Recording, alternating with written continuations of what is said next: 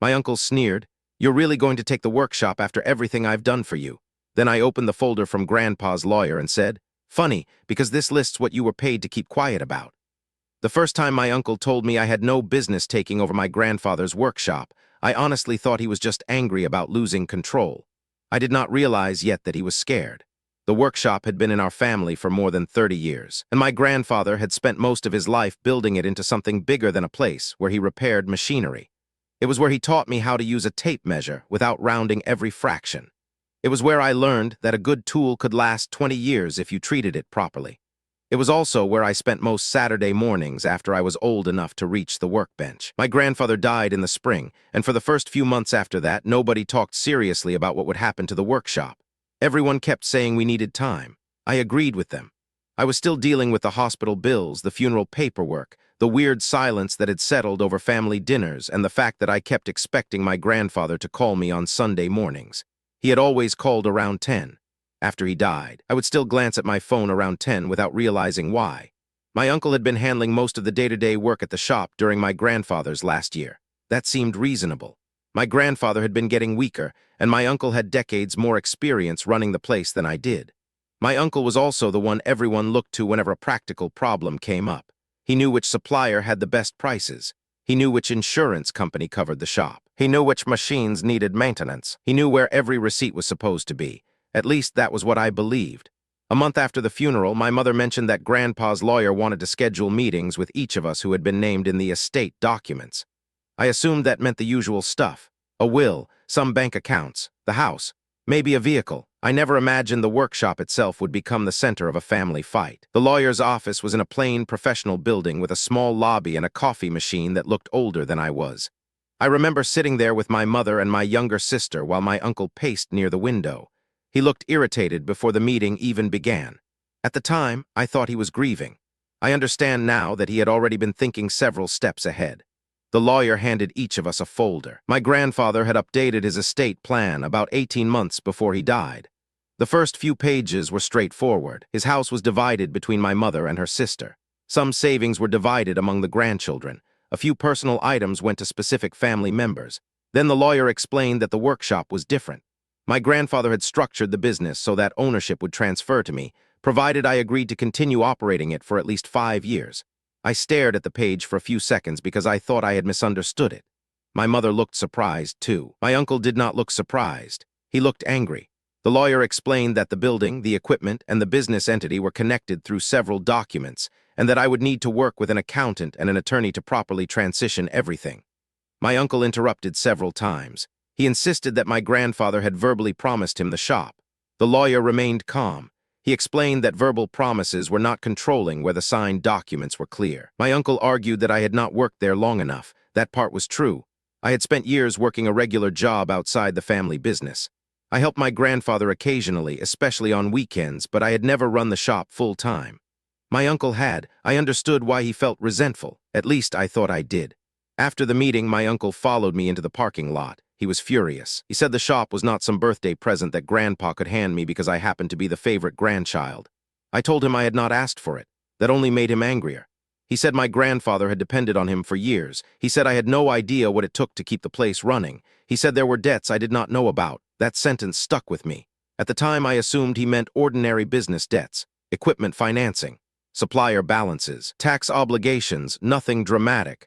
I told him I wanted to review everything before making any decisions. He laughed at that. He said there was nothing to review because he had already been running the business. Then he walked away. For the next few weeks, I tried to stay out of family arguments. I kept going to work. I answered calls from the attorney.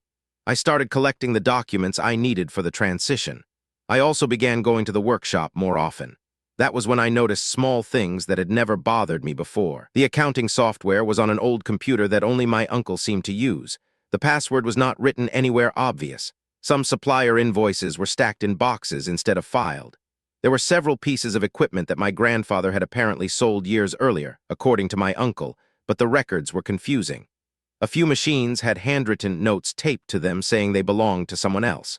I asked my uncle about them. He said they were complicated. That became his favorite answer. Everything was complicated. Every question had some complicated history. Every missing document had supposedly been misplaced because my grandfather had been disorganized. Every financial issue had a story attached to it. I tried not to assume anything. My uncle had spent years there. He had a relationship with Grandpa that I did not fully understand. I also knew grief could make ordinary disagreements feel bigger than they were. The real turning point came when the estate attorney told me to schedule a separate appointment. I assumed it was about the business transfer. Instead, he handed me a second folder. This one was much thinner. He said my grandfather had specifically instructed him to give it to me only after the estate meeting. I asked why. He said my grandfather had wanted me to understand something before I made any decisions about the workshop. He did not elaborate. I opened the folder in the office. The first page was a letter from my grandfather. It was not long. He wrote that he knew there would likely be arguments over the workshop after his death. He wrote that he did not want me to let anyone pressure me into giving up something simply because they claimed they had earned it. He said the shop was not a reward. It was a responsibility. That sentence made me stop. Then I turned the page. There were copies of bank records. There were transfer records. There were receipts. There were documents showing payments made to my uncle over several years. At first, I assumed they were legitimate compensation. My uncle had worked there. Of course, he had been paid. Then I noticed the amounts. Some were ordinary payroll deposits. Others were much larger. Several were labeled as reimbursements. Some had no useful explanation. Then I saw a handwritten note attached to one of the documents. My grandfather had written a date and a short reference to an agreement. The date was nearly 3 years earlier. I checked the bank records again. There was a large payment to my uncle made 2 days after that date. Another payment appeared 6 months later. Another one after that. I kept turning pages. The documents included copies of emails between my grandfather and an outside accountant. They mentioned discrepancies. There were questions about inventory. There were questions about cash deposits. There were references to equipment sales that did not match the books. Nothing in the folder directly accused my uncle of stealing money, but the pattern was hard to ignore. My grandfather had been trying to figure something out, and my uncle had apparently known about it. I asked the lawyer what I was supposed to do with the information. He said he could not tell me how to handle family matters. He could tell me that I should not destroy, alter, or casually distribute any documents.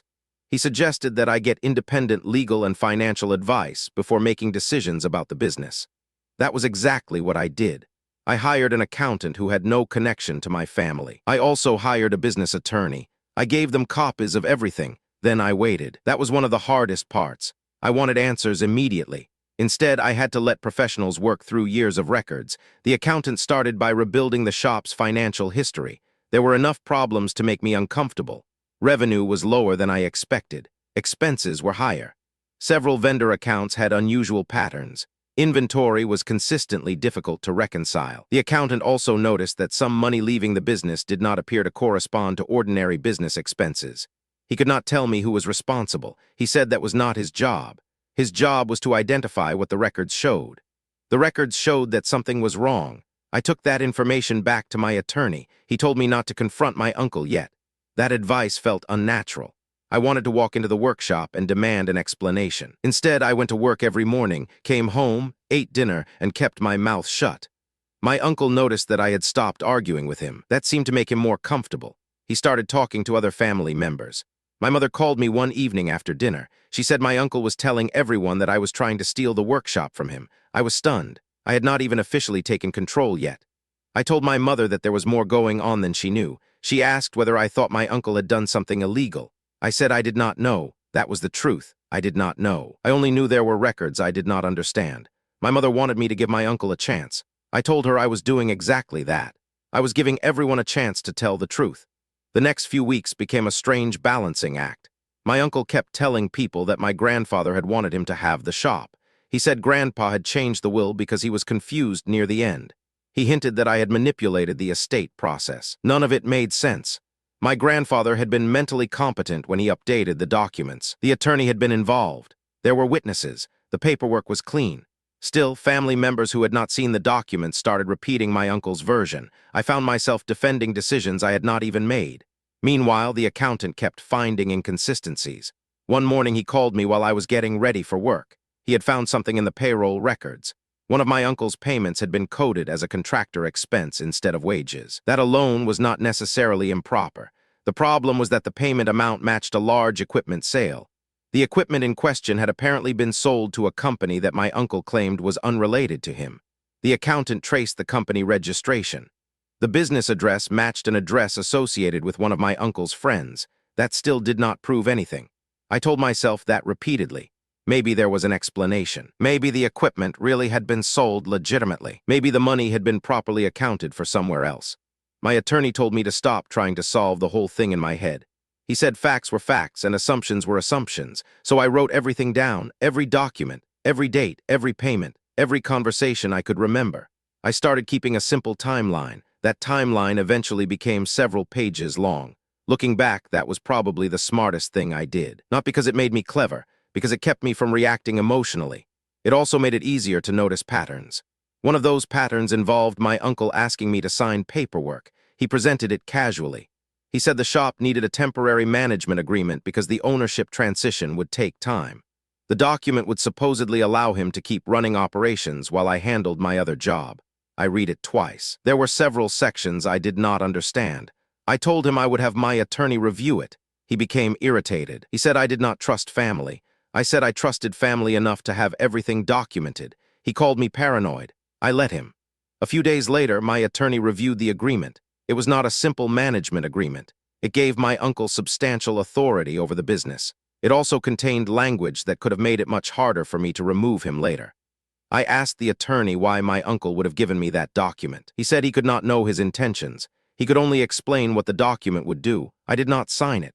That was the first time I felt genuinely afraid of what was happening. Until then, I had been confused. Now I was suspicious. The next big discovery came from the bank. My accountant asked whether the shop had a separate business credit card. I said I assumed it did. The banker showed me several accounts connected to the business. One of them had been closed shortly before my grandfather died. The records were still available. There were charges that had nothing obvious to do with the shop. Home improvement stores, restaurants, hotel charges, fuel, a few large online purchases. Again, none of that proved fraud by itself. My uncle had occasionally used business accounts for legitimate expenses, but the volume was too much to ignore. The accountant estimated that tens of thousands of dollars had gone through the account over several years. We started categorizing everything. Some charges were explainable, some were questionable, some were clearly personal. I felt sick looking through them, not because the amount was enormous by business standards, because these were transactions my grandfather had trusted people to handle, and because my uncle had spent months telling everyone that he was the only person who could be trusted with the workshop. I confronted him carefully. I did not accuse him of stealing. I asked him to explain the records. He immediately became defensive. He said the charges were reimbursements. He said my grandfather had approved them. He said I was making a big deal out of nothing. When I asked why some of the reimbursements were coded differently, he said my grandfather had handled the bookkeeping poorly. Then he asked why I was digging through old records instead of focusing on keeping the business alive. I told him I was doing both. He ended the conversation by walking away. That night, I barely slept. I kept replaying our conversations. There was one thing I could not stop thinking about. My uncle had never actually denied using the card. He had only said that there was an explanation. That bothered me. A few days later, the attorney contacted me. He said he had found something in the file from my grandfather's lawyer. The folder I had already seen was incomplete. There was another envelope. My grandfather had apparently asked his lawyer to retain it separately. I went back to the office. The lawyer opened the envelope in front of me. Inside were copies of a written agreement. The agreement was between my grandfather and my uncle. My uncle had been paid money over several years in exchange for keeping certain information confidential. At first, I thought the agreement might be about a business dispute. It was not. It related to missing money and equipment. My grandfather had discovered discrepancies after becoming suspicious about a former employee. The former employee had apparently been blamed for inventory losses. My uncle had testified that he knew nothing about the discrepancies, but the documents showed that my grandfather had later learned my uncle knew more than he had admitted. My grandfather had not immediately gone to the police. He had chosen to negotiate. The agreement required my uncle to repay a portion of the money and remain silent about the investigation.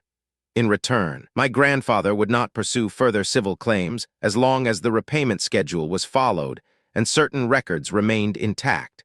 The payments in the folder were those repayments. That explained the mysterious transfers. It did not explain everything. There were still later transactions that did not fit the agreement.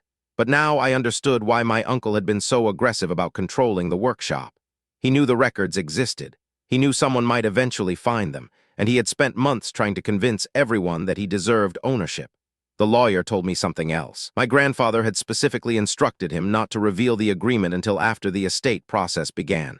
He had also instructed him to provide the documents to me if I appeared likely to give up the workshop under pressure. I sat there staring at the paperwork. I felt angry at my grandfather for keeping something so important from me. Then I felt guilty for thinking that. He had been trying to protect me. He had also been dealing with his own limitations. People forget that older people can be afraid too. My grandfather had spent his life building the business. He probably did not want to see it destroyed in a family fight. That night I went home and placed everything in a locked file box. I also made digital copies. My attorney advised me to keep the originals secure and let him communicate with my uncle's attorney going forward. I had not even known my uncle had hired one. That was when I realized he had been preparing for a legal fight before I knew there was going to be one. A few days later, my uncle demanded another family meeting. I almost refused. My mother asked me to attend. She said everyone was exhausted and wanted clarity. I agreed. We met at my mother's house on a Sunday afternoon. My uncle arrived with a folder. He looked confident. He spent several minutes explaining how much work he had done for the workshop. He listed repairs. He listed supplier relationships. He listed years of unpaid overtime. He talked about how my grandfather depended on him. I could not disagree with everything. My uncle had worked hard. That was part of what made the situation so difficult. He had genuinely contributed to the business. The problem was that contribution did not automatically make him the owner, and it did not erase the financial records. Eventually, he turned to me and told me that I needed to be reasonable. He said taking the workshop would be a betrayal of everything my family had built. He said I was choosing paperwork over family. I remember looking around the room. My mother was crying. My sister looked uncomfortable. My aunt had her arms crossed. For a moment, I almost gave in, not because I thought he was right, because I hated seeing what the conflict was doing to everyone. Then my uncle leaned toward me and repeated that I had no idea what he had sacrificed. He said I owed him. That was the moment I stopped feeling guilty. I told him I had spent weeks reviewing the records because I did not want to make a decision based on assumptions. Then I opened the folder. I did not wave anything around. I simply put the documents on the table. I explained that Grandpa's lawyer had provided records showing payments made to my uncle under a written agreement. I explained what the agreement concerned. I explained that I had not accused anyone of a crime. I said I was giving everyone the opportunity to let the attorneys handle the matter. My uncle stared at the papers. For the first time since the estate meeting, he looked genuinely frightened. He asked how I got them. I told him Grandpa's lawyer had provided them. He asked whether the family knew. I said they knew now. Then he became angry again. He said the agreement was private.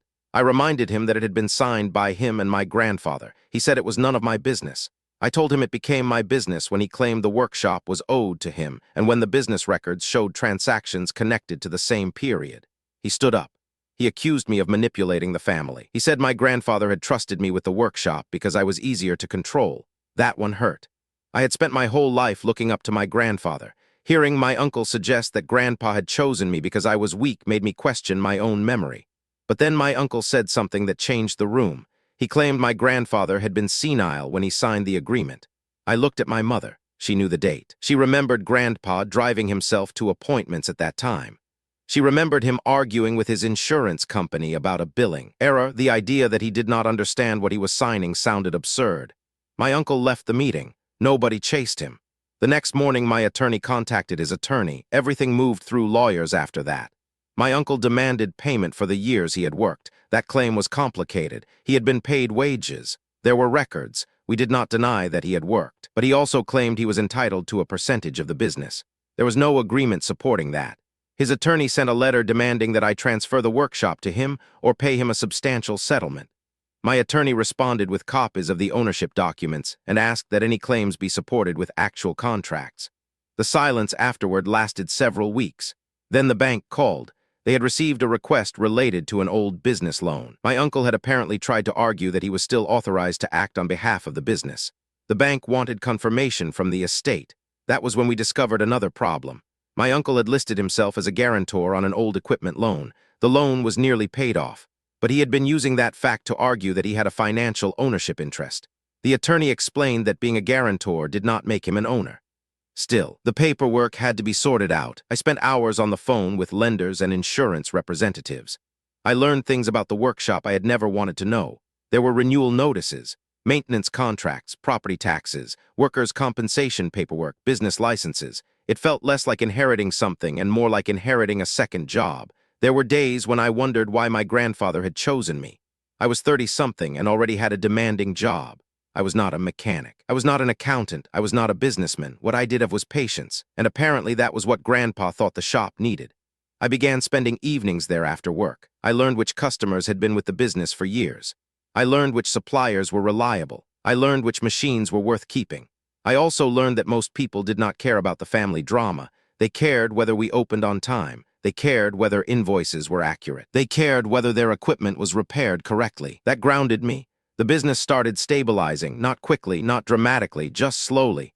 I separated personal expenses from business expenses. I moved bookkeeping to a proper accounting system. I created approval rules for purchases. I made sure every payment had documentation. I changed access to the bank accounts. I did not make my uncle responsible for any of it. At first, I felt guilty doing those things. Then I realized that if I was going to run the workshop, I could not leave the same weaknesses in place. My mother eventually apologized to me. She said she had believed my uncle because he had always been the loudest person in the room. She admitted that she confused confidence with credibility. That conversation meant more to me than winning the legal dispute. My aunt had a similar reaction. She said she was embarrassed that she had repeated things my uncle told her without checking them. My sister never blamed me. She mostly stayed out of the conflict. The hardest relationship was with my uncle. For months, he would send messages through relatives. He would say he wanted to resolve things peacefully. Then another demand would come through his attorney. He wanted compensation for improvements he claimed he had made to the workshop. We reviewed the receipts. Some improvements were legitimate. Some were already accounted for as business expenses. A few receipts were for work that could not be verified. I did not accuse him of inventing them. I simply refused to pay unsupported claims. Eventually, his attorney requested mediation. We agreed. I remember sitting in that conference room thinking about how strange it was. This was not some stranger trying to take my business. This was my uncle, the person who had sat beside me at Thanksgiving, the person who had helped me change the oil in my first car, the person who had taught me how to sharpen certain tools. And now we were sitting across from each other with lawyers. During mediation, my uncle admitted that he had received payments from my grandfather. He said he had considered them compensation for what he described as years of loyalty. The mediator asked about the written agreement. My uncle said he had signed it because Grandpa had pressured him. He claimed he had no idea the documents would matter after Grandpa died. That statement confused me. The agreement clearly required repayment. The records showed he had made several repayments. He knew exactly what it was. The mediator asked why he never told the family about the agreement. He said he was ashamed. That was the first honest answer he gave, and strangely, it softened something in me. Not enough to trust him, but enough to remember that people can make terrible decisions without thinking of themselves as terrible people. My uncle believed he deserved the workshop. He believed Grandpa had favored other family members. He believed his years of work entitled him to something more. He had also made choices that put him in a terrible position. None of that made him a monster. It made him a person who had convinced himself that the rules did not apply because he felt wronged. The mediation ended with a settlement. I kept the workshop. My uncle received a smaller payment for certain verified improvements and unpaid expenses. He gave up all claims to ownership. He agreed not to interfere with the business. The confidentiality agreement was treated according to the advice of the attorneys, and the parties involved reviewed what could and could not be disclosed. There was no dramatic courtroom scene, no judge pounding a desk. No one went to jail. The world did not suddenly become simple. The business still had problems. I still had to work. I still had bills. I still woke up some mornings with anxiety about whether the workshop would survive. But it was mine, legally, financially, and more importantly, responsibly. The most unexpected consequence was that the workshop actually started doing better after the transition. Not because I was some genius, because the systems were cleaner, the accounting was current, inventory was tracked, expenses were reviewed. We renegotiated several supplier arrangements. Customers started noticing that invoices arrived on time. The shop became less dependent on one person knowing everything.